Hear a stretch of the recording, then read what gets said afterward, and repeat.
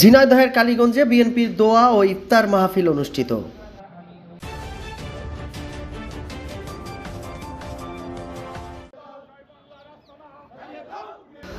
শহীদ রাষ্ট্রপতি জিয়াউর রহমান ও আরাফাত রহমান কোকো সহ আওয়ামী ফ্যাসিবাদের বিরুদ্ধে আন্দোলন সংগ্রামে শহীদ নেতৃবৃন্দের বিদেহী আত্মার মাগফেরাত এবং বেগম খালেদা জিয়া সহ গণতান্ত্রিক আন্দোলনে আহতদের সুস্থতা কামনায় ঝিনাইদহের কালীগঞ্জে ইফতার ও দোয়া মাহফিল অনুষ্ঠিত হয়েছে।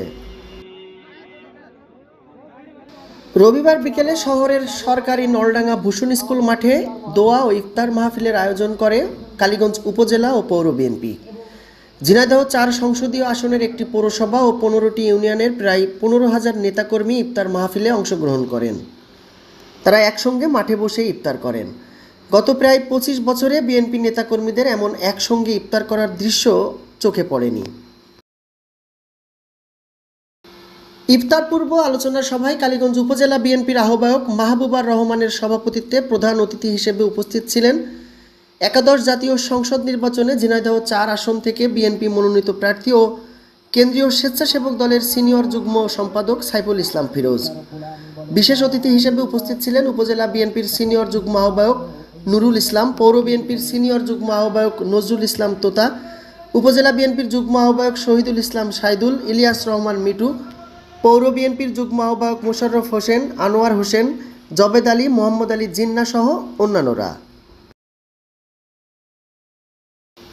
প্রধান অতিথি সাইফুল ইসলাম ফিরোজ বলেন, বিগত সরকারের সময়ে আমরা এভাবে ইফতারের আয়োজন করতে পারিনি। ধর্মীয় সভা সমাবেশেও বাধা দেওয়া হয়েছে। পতিত স্বৈরাচার সরকার মানুষের সব কিছুই কেড়ে নিয়েছিল।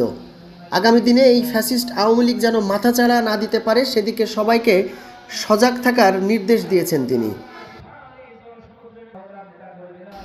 তিনি আরও বলেন, বর্তমান অন্তর্বর্তীকালীন সরকারও নির্বাচন নিয়ে নানা রকম তালবাহানা করছেন। দ্রুত নির্বাচন দিয়ে ক্ষমতা হস্তান্তর করুন, অন্যথায় দেশের মানুষও আপনাদের ফ্যাসিস্ট বলবে। আগামী দিনে বিএনপির ভারপ্রাপ্ত চেয়ারম্যান তারেক রহমানের নেতৃত্বে বিএনপি সরকার গঠন করবে বলেও আশা প্রকাশ করেন তিনি।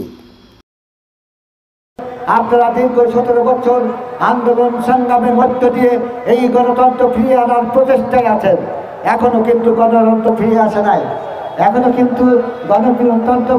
নাই। গণতন্ত্র ফিরিয়ে আনার জন্য আমাদেরকে আরো আন্দোলন সংগ্রাম করতে হবে। আপনারা দেখেছেন বিগত ৫ই আগস্ট আমরা একটি ফ্যাসিবাদী সরকারকে তাড়িয়েছি, কিন্তু ফ্যাসিবাদী সরকারকে তাড়ানোর পরও আমাদের মাঝে সেই গণতন্ত্র কিন্তু ফিরে আসে নাই। আমরা এখনো তত্ত্বাবধায়ক সরকারের অধীনে পরিচালিত হচ্ছি। আমরা বাংলাদেশের ১৭ কোটি মানুষ, ১২-১৩ কোটি ভোটার, আমরা একটি নির্বাচিত সরকারের অধীনে বসবাস করতে চাই। আমরা অনির্বাচিত সরকারের অধীনে বসবাস করতে চাই না। দীর্ঘ ১৭ বছর ভোট চোরের সরকারের অধীনে বসবাস করেছি।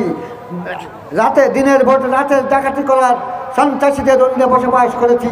আবার অনির্বাচিত এই তত্ত্বাবধায়ক সরকারের কাছে আমাদের দাবি, অবিলম্বে জনগণের ভোটাধিকার ফিরিয়ে দিয়ে, জনগণের অধিকার ফিরিয়ে দিয়ে একটি নির্বাচিত সরকারের কাছে ক্ষমতা হস্তান্তর করুন।